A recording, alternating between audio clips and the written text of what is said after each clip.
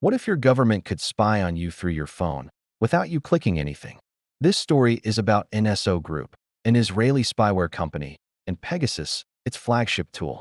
Pegasus isn't some petty scammer malware. It is the kind of implant that can turn a smartphone into a pocket-sized surveillance device.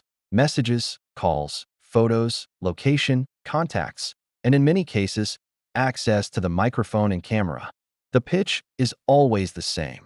We help governments stop terrorism and serious crime.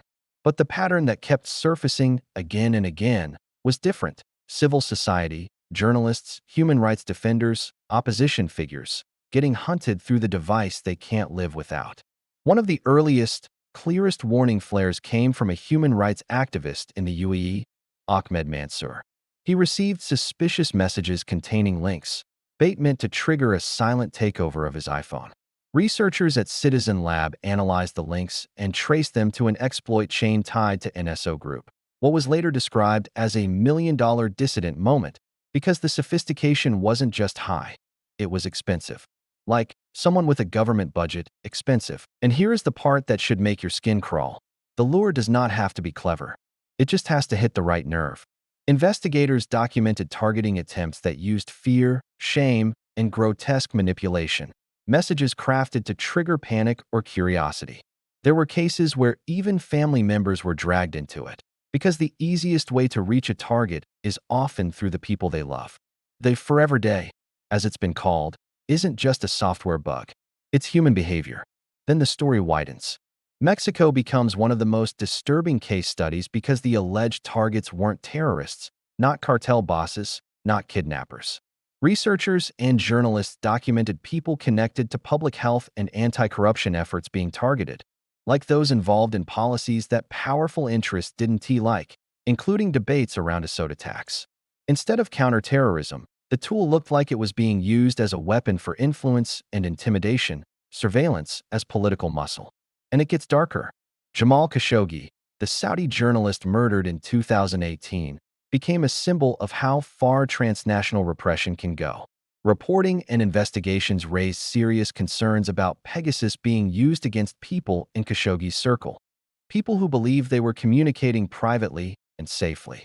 Think about what that means. You're planning activism, exchanging sensitive messages, leaning on encryption as your last line of defense, and someone still gets a window into your life because they didn't attack your chat app, they attacked your phone itself.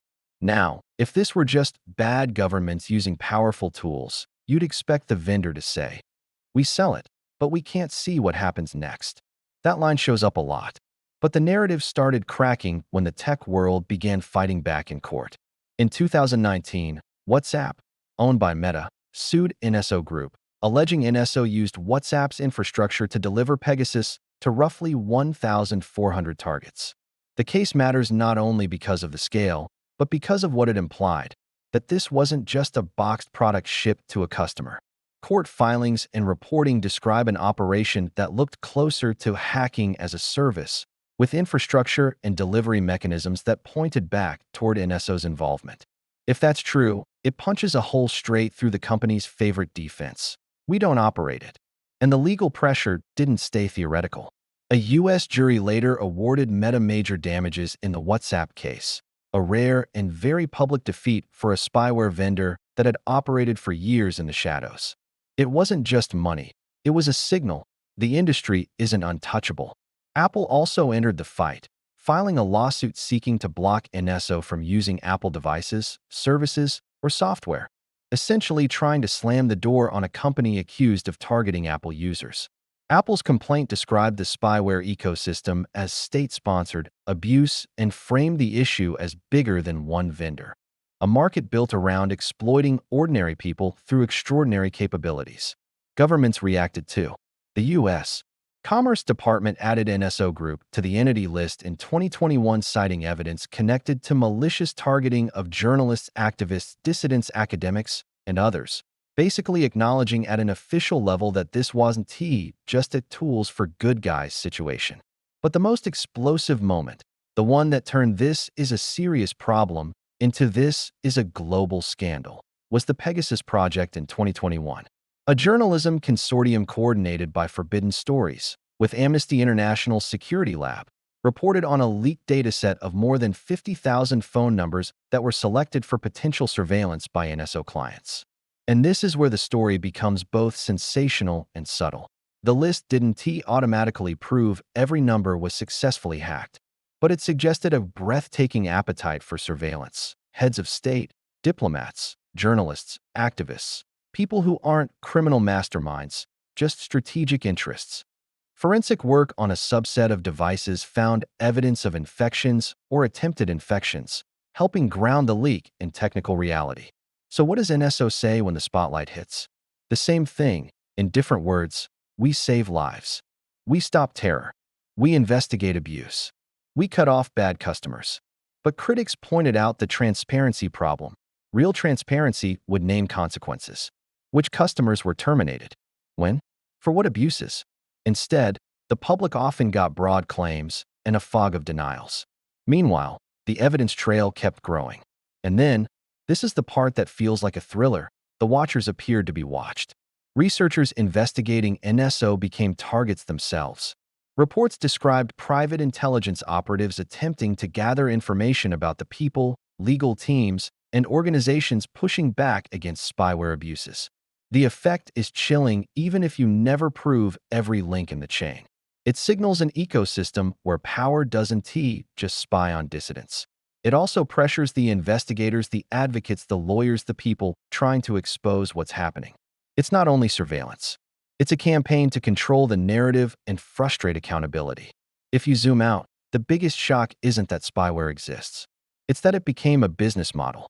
Somewhere along the way, breaking into phones stopped being a purely criminal act and turned into a product category, sold with contracts, sales pipelines, and PR lines about public safety. And like any market, it grows by finding more buyers. The more it scales, the more misuse stops being an exception and starts looking like an inevitability. Because here's the uncomfortable truth. Even if Pegasus catches real criminals sometimes, that doesn't erase the abuse. It doesn't resurrect murdered journalists. It doesn't undo intimidation. It doesn't repair the trust destroyed when people realize their most private device can be silently turned against them. And that leads to the real twist of this story. The hack. Isn't the most important part. The most important part is what it does to society. If journalists can't protect sources, if activists can't organize safely, if lawyers can defend clients without being watched, then surveillance isn't just information gathering. It's pressure. It's fear. It's a weapon you don't see, aimed at the people who make power accountable. So the next time someone tells you, if you've got nothing to hide, you've got nothing to fear, remember Pegasus. Because the people who got targeted weren't nobodies with secrets. They were often exactly the kind of people you want protected in any functioning democracy. The ones asking questions, exposing corruption, defending victims, documenting abuse. And the scariest part? This story isn't about the past. Vulnerabilities get patched, sure, but the market adapts. New exploit chains appear. New vendors emerge. New contracts get signed in private. And every time a phone lights up with an innocent-looking message, there's a possibility, small, terrifying, real, that it's not a message at all. It's a door handle. And someone on the other side is waiting for you to touch it.